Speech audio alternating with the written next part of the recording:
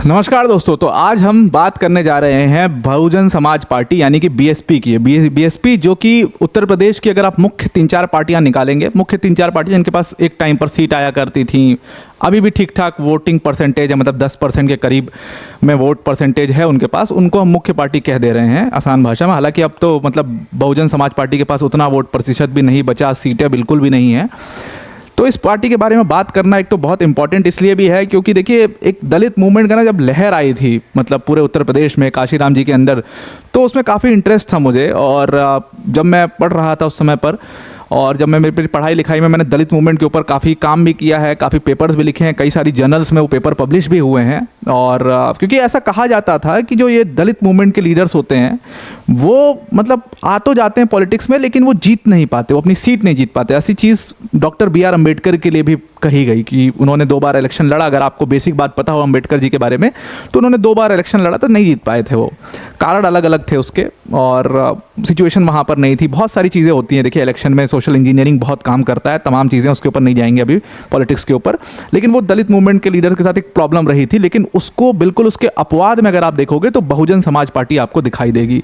BSP वो party है जिसने ना सिर्फ दलित मूवमेंट को लेकर के आई, बल्कि उसके साथ जब वो इलेक्टोरल पॉलिटिक्स में, मेन स्ट्रीम इलेक्टोरल पॉलिटिक्स में उतरे, तो उन्होंने मतलब बहुत ज़बरदस्त परफॉर्मेंस दिखाई। और सिर्फ दलित ही नहीं, देखिए कोई भी उत्तर प्रदेश में अगर सीएम बन रहा है तो सिर्फ एक जात के वोट पे तो नहीं बन पाएगा, ऑब्वियस सी बात है। उसके पास अक्रॉस जी कास्ट वोट है उसके पास, तभी बन पा रहा है। और उसमें मायावती जी कई बार सीएम रह चुकी हैं उत्तर प्रदेश की। तो इसलिए बीएसपी को एक बड़ा ही इंपॉर्टेंट वर्क फोर्स माना जाता था उत्तर प्रदेश में, लेकिन आज की डेट में बीएसपी इररेलेवेंट हो गई है। और अब रिसेंटली बहुत बड़ी न्यूज़ आई है कि मायावती जी ने अपने जो नेफ्यू हैं, जो भतीजे हैं आकाश आनंद, उनको पार्टी से निकाल दिया, उनको सारे पदों से निष्कासित किया पहले, और उसके बाद उनको पार्टी से भी निकाल दिया। तो जो भी एक बची कुची उम्मीद दिख रही थी, देखिए इस हर पार्टी का एक अपना कोर वोटर होता है, और वो उसके साथ मतलब ये गलत है। जो एक बची कुची उम्मीद दिख रही थी बीएसपी के साथ, वो बीएसपी की उम्मीद जो है वो भी अब पानी फिर चुकी है। क्योंकि एक युवा चेहरा जो कि सामने आ रहा था, जिससे लग रहा था कुछ उम्मीद की जा सकती है, जो लग रहा था कि थोड़ा फायर ब्रांड टाइप का लीडर बनेगा, उसको भी पार्टी से निकाल दिया मायावती जी ने। हो सकता है आगे चल करके वो अपने डिसीजन को वापस ले लें, लेकिन इसके बारे में समझना बहुत ज़रूरी है। अगर आप चाहते हैं कि जो मैंने पेपर्स लिखे हुए हैं, जो जर्नल्स में पब्लिश भी हुए हैं दलित मूवमेंट के ऊपर, तो आप मुझे कमेंट करना, मैं पिन कर दिया करूंगा अपने वीडियो में, आप पढ़ सकते हो। काफ़ी मतलब बेहतरीन वो लिखा हुआ है ना। वो वीडियो में आगे जाने से पहले एक छोटी सी अनाउंसमेंट अनअकैडमी टीम की तरफ से कि अनअकैडमी, अगर आप यूपीएससी प्रीलिम्स 2025 का एग्जाम दे रहे हैं, तो अनअकैडमी आपके लिए एमसीक्यू प्रैक्टिस कोर्स लेकर के आया है, जहां पर हम क्वेश्चंस के माध्यम से आपके साथ उन टॉपिक्स की डिस्कशन करेंगे जो टॉपिक्स बहुत प्रोबेबल हैं कि आपके एग्जाम में पूछे जा सकते हैं, या जो चीज़ बहुत ज़्यादा न्यूज़ में है, या जो कोई ऐसे टॉपिक्स हैं जो कि बहुत इंपॉर्टेंट है, इससे क्वेश्चन आते ही आते हैं, वो सारे क्वेश्चंस, उस सारे टॉपिक्स के ऊपर हम क्वेश्चंस लाएंगे आपके साथ और उनको डिस्कशन करेंगे, जो भी 1-2 घंटे की क्लास होगी उसमें। तो ऐसी कई सारी सेशंस हैं, आप इस पूरे कोर्स के बारे में देख सकते हैं। 17 मार्च से कोर्स इंडियन पॉलिटी के साथ, यानी कि मेरे द्वारा इंडियन पॉलिटी लिया जाएगा, उसमें इंडियन पॉलिटी के साथ शुरू होगा। तो आप डिस्क्रिप्शन में इसकी डिटेल दी हुई, उस पर जाकर के चेक कर सकते हैं। फिर होली के बाद होली ऑफर आ चुका है अनअकैडमी का, जिसमें हमने आपको अपने यूपीएससी सीएससी के सभी कोर्सेज पर 60% का सीधा डिस्काउंट दे दिया है यहाँ पर। और इस डिस्काउंट के बाद जो आपकी कोर्स फीस है बहुत ही कम हो जाएगी, लगभग 22,999 का प्राइस हो जाएगा।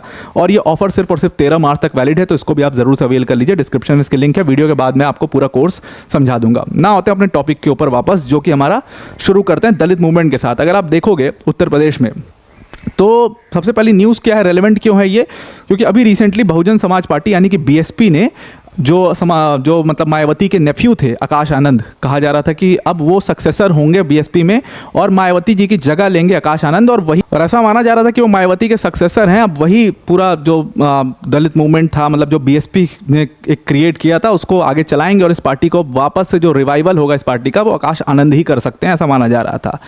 अब देखिए कोई भी पार्टी है, अगर आप देखोगे तो उसका जो कोर वोटर है वो क्यों उसको वोट करता है, क्योंकि उनको एक उम्मीद दिखती है कि भाई ये हमारा रिप्रेजेंटेशन करेगी। सिंपल सी बात है। अगर कोई कास्ट के बेसिस पर भी कोई पार्टी है, देखिए अब समाजवादी पार्टी को यादवों की पार्टी कहा जाता था, कहा जाता रहेगा भी शायद, और उनको फ़र्क भी नहीं पड़ता है, वो हैं शायद वो पार्टी, लेकिन फिर भी उनके पास अच्छी खासी सीट है, उनके पास अच्छा खासा सीट है, और उनके पास अच्छे खासे वोटिंग परसेंटेज है। और क्यों है वो, क्योंकि उसकी जो कोर वोटर हैं उनको आज भी उस पार्टी में बिलीव है। उसके जो सोशल इंजीनियरिंग है उस पार्टी की वो बहुत तगड़ी है। उसके वोटर्स को आज ही पता है कि हमारा रिप्रेजेंटेशन अगर कोई कर सकता है तो वो ये पार्टी कर सकती है। वो कहीं ना कहीं बीएसपी से मिसिंग हो चुका है, और all thanks to Mayawati and उनका जो पूरा तरीका था पार्टी चलाने का वो। अब इसकी शुरुआत से अगर हम बात करें, क्यों मैं ऐसा कह रहा हूँ कि बीएसपी के लिए राहें बहुत मुश्किल हो चुकी हैं, क्योंकि अगर आप इसकी शुरुआत देखोगे कैसे पूरा मूवमेंट शुरू हुआ, तो कांशी राम जी के अंडर में ये पूरा दलित मूवमेंट शुरू हुआ था जगह जगह। और आप जितने आजकल के नेता देखते हो ना, जितने बड़े नेता आज आप देख रहे हो, चाहे आप ओम प्रकाश राजभर की बात करिए, आप रामविलास पासवान की बात करिए, आप किसी की बात करिए, रामविलास पासवान के अलावा भी आप कई सारे लीडर्स हैं जिनका जो आज बड़े बड़े लीडर्स बन चुके हैं।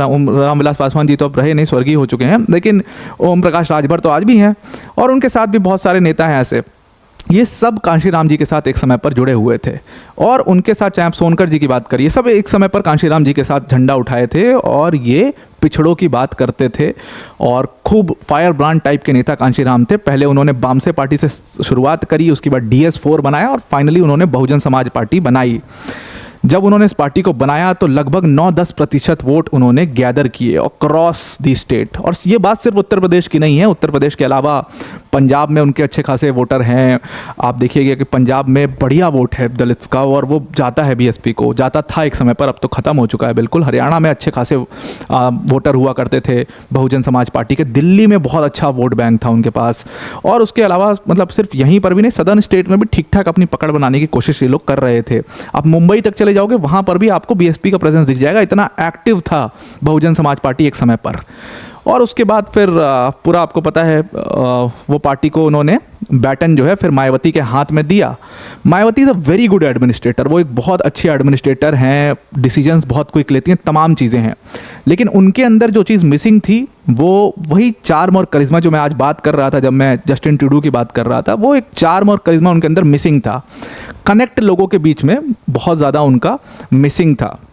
कनेक्ट क्यों मिसिंग था? क्योंकि वो बहुत अच्छी ऑरेटर नहीं थी, बहुत अच्छी स्पीकर नहीं थी। कि एक नेता के पास एक कला होती है, वो बहुत अच्छा स्पीकर होता है, वो जिस जगह जाता है, जैसे आपने मोदी जी को देखा होगा, पंजाब में जा रहे हैं पंजाबी बोलने लग जा रहे हैं, यहाँ जा रहे हैं जो है उत्तर प्रदेश में आ रहे हैं पूर्वांचल के साइड में तो भोजपुरी सीख के आ रहे हैं, एक आध लाइन बोल दे रहे हैं। वो सब वो हथकंडे होते हैं, तरीके होते हैं लोगों में अपना कनेक्ट क्रिएट करने का। और इसीलिए कहा जाता है कि आप बहुत पढ़ लिख लें, आप लंदन में पेरिस में पढ़ लिख लें, आप अच्छी आपको बहुत अच्छी सोशल इंजीनियरिंग की समझ हो जाएगी, आपको कास्ट की बहुत अच्छी समझ हो जाएगी, आप अच्छा पेपर लिख लेंगे, आप सब कुछ कर लेंगे, लेकिन आप लोगों में जो कनेक्ट होता है वो नहीं बना पाएंगे। डॉक्टर अंबेडकर के साथ कहा जाता है कि ये एक प्रॉब्लम थी कि वो बहुत ही वेल रेड थे, बहुत ही वेल एजुकेटेड व्यक्ति थे, लेकिन पिछड़ों में जो कनेक्ट बनाने वाली बात थी वो नहीं हो पा रही थी।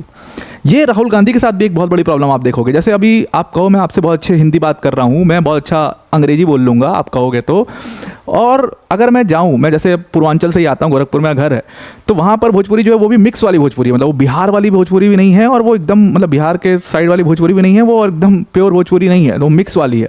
अब वो बोलने को कहो तो अगर मैं वो भी बोल लूँ तब कहा जाएगा कि भाई इसका अच्छा कनेक्ट है, और भाषा उसमें बहुत मदद करती है।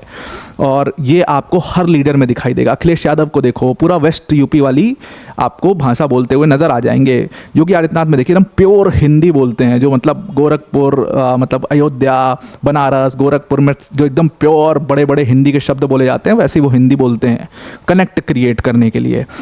और ऐसे दुनिया भर के, ओम प्रकाश राजभर की बात करिए आप, दुनिया भर के जो बड़े लीडर आपको दिखते हैं वो आपको इस तरीके की भाषा बोलते हुए दिख जाएंगे। भाषा एक बहुत बड़ा कनेक्ट क्रिएट करता है। वो चीज़ कहीं ना कहीं मायावती जी में मिसिंग रही, क्योंकि बहुत अच्छी वो ओरेटर नहीं थी, कैरिज्मा नहीं था उतना, लेकिन वो एडमिनिस्ट्रेटर बहुत अच्छी थी, और इसीलिए वो कई बार मुख्यमंत्री बनी। उनको पूरा समझ थी, समझ पॉलिटिक्स की बहुत अच्छी थी, कहा जाता है कि समझ बहुत तगड़ी थी, उनको कैलकुलेशन बिल्कुल परफेक्ट रहता था उनका, और उसकी वजह से बीजेपी के साथ एक बार मामला बिगड़ा, फिर बाद में फिर बीजेपी के साथ, तो मतलब कई बार वो मुख्यमंत्री बनी, फिर अपने दम पर भी मुख्यमंत्री बनी। और इसी पीरियड को बीएसपी का गोल्डन पीरियड कहते हैं। मतलब ये जो पूरा वक्त था, ये मैं आपको कहूँगा कि 1998 से लेकर के 2009-10 तक का पीरियड आप गोल्डन पीरियड कह लो। अब ये जो पूरा गोल्डन पीरियड था, जब इनके पास एक अच्छा खासा वोट बैंक था, और इतनी बुरी हालत 9-10% पर नहीं थी। अभी जो हालत है बीएसपी की वो ये है कि मतलब लोकसभा में 0 सीट आई, जो अभी रिसेंट लोकसभा चुनाव हुआ उसमें 0 सीट आ गई, मतलब इतनी बुरी हालत तो कभी नहीं थी। और दूसरा प्रॉब्लम ये रही कि जो विधानसभा थे उसमें भी 1-2 सीट ही थी। तो इतनी बुरी हालत हुई कैसे? तो उसके कारण मैं मानता हूँ सिर्फ और सिर्फ मायावती और उनके तौर तरीके जो पार्टी में उन्होंने किया। अब जो ये गोल्डन पीरियड था बीएसपी का, वो क्यों था? बिकॉज उस समय पर इनके पास उस टाइप के नेता थे जो अपने बल पे भी बहुत सारा वोट इनके पास लेकर के आते थे। उनको इन्होंने कहीं ना कहीं अंडर एस्टिमेट किया। आप बात करिए, आप बड़े बड़े नेताओं की बात करिए, आप नसीमुद्दीन की बात करिए, आप स्वामी प्रसाद मौर्य की बात करिए, आप ब्रिजेश पाठक, जो बीजेपी के इतने बड़े नेता आज बन के बैठे हुए हैं, ब्रिजेश पाठक बीएसपी से आते हैं। इन लोगों के पास अपना एक बहुत बड़ा वोट बैंक था। तो दूसरी चीज़ ये हुई, पहली चीज़ ये हुई कि इन नेताओं को इन्होंने अपने साथ क्लोज नहीं रखा बहुत। ये आते रहे जाते रहे, ये लोग गुस्सा रहे। और क्यों रहे, इसके पीछे का दो कारण है। एक तो मायावती बहुत पैरानॉइड रहती हैं। पैरानॉइड इसलिए रहती है कि भाई कोई मुझसे भी ज़्यादा फेमस ना हो जाए, कोई पूरी लाइमलाइट मेरी पार्टी की ना खींच ले, जो होता है जनरली। और इसीलिए आप देखोगे समाजवादी पार्टी या किसी और पार्टी में जनरली अपने परिवार के को ही बैटन दे देते हैं। मतलब अगर आप देखिए तो मुलायम सिंह यादव ने अपने बेटे अखिलेश यादव को आखिर बढ़ा ही दिया, दे ही दिया सब कुछ। शिवपाल यादव कोशिश करते रह गए लेकिन उनको नहीं मिला, अखिलेश यादव को उन्होंने आगे बढ़ा ही दिया। वो होता है, किसी भी पार्टी में होता है। तो वही चीज़ मायावती के साथ थी। अब मायावती को भी ये हमेशा लगता था, लेकिन उस समय तो आकाश आनंद बहुत छोटे थे तो भाई उनको तो दे नहीं सकती थी। तो उनको हमेशा से ये लगता था कि उनके अराउंड जो लोग हैं कहीं वो पूरी लाइमलाइट खा ना जाए, कोई बहुत ज़्यादा फेमस ना हो जाए। इसीलिए मायावती ने कभी किसी को बहुत करीब नहीं आने दिया, बहुत पावर नहीं दी, और इससे लोग टूटते चले गए। और जब लोग टूटते चले गए तो वो कहीं ना कहीं मायावती जी का जो वोट बैंक था उसको भी अपने साथ कुछ कुछ ट्रांसफ़र करके लेते गए। ब्राह्मणों में भी बहुत अच्छा बीएसपी का पकड़ हो गया था एक टाइम पर। सतीश चंद्र मिश्रा जो कि अभी भी बीएसपी में ही हैं, ब्रिजेश पाठक की मैं बात कर रहा हूँ। उसके अलावा मैं और भी नेता, अगर आप देखोगे, हरिशंकर तिवारी के बेटे एक बार ज्वाइन कर लिया था, उन्होंने बीएसपी चुनाव लड़ा था। हरिशंकर तिवारी जो कि ब्राह्मणों के जनक माने जाते हैं, ये सब मतलब आ गए थे बीएसपी में, और इसीलिए उन्होंने वो इम्पैक्ट क्रिएट किया था। लेकिन ये सारे नेता फिर टूट करके जाते रहे और वहीं से बीएसपी का डाउनफॉल शुरू हो गया। दूसरी चीज़ ये थी कि रिवाइवल की कोशिश, मतलब वो कोशिश करती हुई बीएसपी नज़र नहीं आती, और इसीलिए उनका कोर वोटर भी अब टूटता चला जा रहा है और उसको ऑप्शन दिख रहा है, उसको चंद्रशेखर आज़ाद के रूप में ऑप्शन दिख रहा है। वो अब उनके तरफ जाना शुरू हो चुके हैं। क्यों? क्योंकि कोशिश करते नज़र नहीं आते। इस पूरे डिजिटल एरा में अगर आप देखिए तो प्रधानमंत्री नरेंद्र मोदी ने साल 2009 या 10 में ट्विटर पर आ गए थे। वो 9 या 10 है, आई थिंक, चेक करने की बात है। राहुल गांधी 2015 में ट्विटर पर आए। मतलब 14 का जो पूरा डिजिटल चुनाव था, जो डिजिटल लाइंस पर लड़ा गया, उसमें अब की बार मोदी सरकार, तमाम नारे दिए गए, पूरा डिजिटली लड़ा गया वो चुनाव। उस समय पर कांग्रेस जो कि मुख्य अपोजिशन है, वो उसके नेता ट्विटर पर नहीं है। और बीएसपी मतलब जो मायावती जी हैं वो ट्विटर पर आई हैं 2018 में, 18 या 19 में।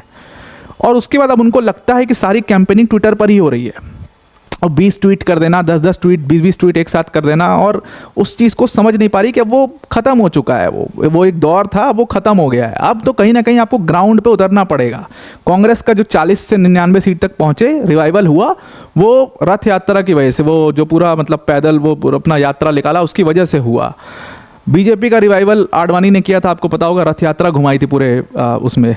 तो वैसा कुछ आपको करना पड़ेगा, वैसी आप एक्टिविटी करने में बहुत रिलक्टेंट रहते हैं, और इसीलिए बीजेपी का बी टीम मानते हैं। क्यों कहते हैं बी टीम? इसीलिए कहते हैं कि भाई ये लोग वो कोशिश नहीं कर रहे हैं, कोई मतलब ग्राउंड पर उतर के आंदोलन नहीं, कोई ऐसा बयान नहीं, कोई ऐसी, बस वो एक चीज़ करती है, प्रेस कॉन्फ्रेंस। आजकल मेन स्ट्रीम मीडिया का जो न्यूज़ है वो कितना लोग देखता है वो आप भी जानते हो, हम भी जानते हैं। यहाँ पर आप लोग भी शायद यूट्यूब खोल के ही न्यूज़ देख लेते होगे। वो चीज़ आजकल कोई नहीं देखता है, तो वो प्रेस कॉन्फ्रेंस करती हैं, उसमें बहुत माहिर हैं। वो एक लेटर, वो एक पूरा लिखाया रहता है, उसको पढ़ देती हैं प्रेस के सामने, भाई यही था बस। तो उनका एक ट्रेडिशनल तरीका जिससे वो बदल नहीं पा रही हैं। तो आकाश आनंद जो उनके नेफ्यू थे, जब ये आए पार्टी में, थोड़ा पावर इन्होंने होल्ड किया, तो ऐसा लोगों को एक उम्मीद सी आई कि एक व्यक्ति है जो कि नया खून है, नया व्यक्ति है, और ये मतलब फायर ब्रांड टाइप का नेता बनेगा, और इसके पास जब पावर होगी तो बीएसपी का रिवाइवल होगा। लेकिन वही चीज़ है कि फिर से पैरानोया ने सता दिया है मायावती को, और उन्होंने अपने भतीजे आकाश आनंद को अपनी पार्टी से निकाल दिया है। और उन्होंने जो रीज़न दिया वो और भी ख़राब रीज़न है। मतलब ये पार्टी कोऑर्डिनेटर थे, आकाश आनंद पार्टी कोऑर्डिनेटर थे, जो कि शायद बसपा के चीफ के बाद सबसे बड़ी पोस्ट होती है। मायावती ने रीज़न दिया कि भाई आकाश आनंद जो हैं वो अपने जो ससुर हैं, जो उनके मतलब उनके वाइफ के पति हैं, उनके बहुत ज़्यादा इन्फ्लुएंस में रहते हैं, और इसलिए पार्टी के लिए बहुत सही नहीं है। अब ये चीज़ कह करके उन्होंने जो अपनी बात थी, जो उनके लिए कही जाती है कि भाई बहुत सारे मतलब क्रिटिसिजम्स हैं मायावती के लिए, एक क्रिटिसिज्म सबसे बड़ा यही है कि वो बहुत पैरानोया में रहती हैं, बहुत डर में रहती हैं कोई उनका लाइमलाइट ना खा जाए। भाई आप ही के भतीजे थे, और आपके भाई मतलब आप कर सकते थे उनके ऊपर भरोसा। दूसरी चीज़ ये थी कि कहा जाता है कि बहुत करप्ट हैं, मतलब पैसा वैसा का बहुत चक्कर रहता है, तमाम चीज़ें रहती हैं, और बहुत सारे ब्यूरोक्रेट्स भी ये बात को बहुत खुल करके बोल चुके हैं कि पैसा वैसा पहुंचाया जाता है और उनसे मिलने के लिए भी आपको पैसा देना पड़ेगा। तमाम ऐसी बातें हैं जो मायावती जी के लिए बोली जाती हैं, और उस चीज़ से वो निकल नहीं पाई बाहर। तो जो इन्होंने ये रीज़न दे दिया वो भी अब बहुत बड़ा चैलेंज हो चुका है। तो अब मतलब पार्टी के लिए एक बहुत बड़ा ये चैलेंज बन चुका है, और मायावती जी को भी ऐसा लग रहा था। कहा जाता है कि मायावती जी के एक ही क्लोज ओल्ड गार्ड हैं जो कि सतीश चंद्र मिश्रा हैं, और क्योंकि आकाश आनंद थोड़ा सा उनके अगेंस्ट जाने लगे थे, भाई आकाश आनंद को एक चीज़ फील होने लगी थी, मैं आपको बताता हूँ। उनको ये बात साफ साफ फील हो रही थी कि जो हमने स्विच किया पार्टी को, जैसे हम दलित मूवमेंट से निकली हुई पार्टी थी, हमें जो अपनी राजनीति थी वो दलितों के अराउंड ही बेस रखनी चाहिए थी, लेकिन हमने ब्राह्मणाइजेशन किया उस पार्टी का, कोशिश करी, और बहुत सारे फिर ब्राह्मण नेता आकर के जुड़े पार्टी से, फिर चले गए वो। उससे एक तो हमें नुकसान भी हुआ, कोई फ़ायदा नहीं हुआ, नुकसान भी हुआ, और उसका डेंट आज तक और ज़्यादा लगते चला जा रहा है। सतीश चंद्र मिश्रा जी उसके एक व्यक्ति हैं, और सतीश चंद्र मिश्रा जी के अराउंड आप देखोगे तो उनका भी अपना एक सर्कल है, और वो मायावती के बड़े क्लोज हैं। आकाश आनंद उससे हट करके कुछ करने की कोशिश कर रहे थे, और कहा जाता है यहीं से मुसीबतें शुरू हो चुकी थी।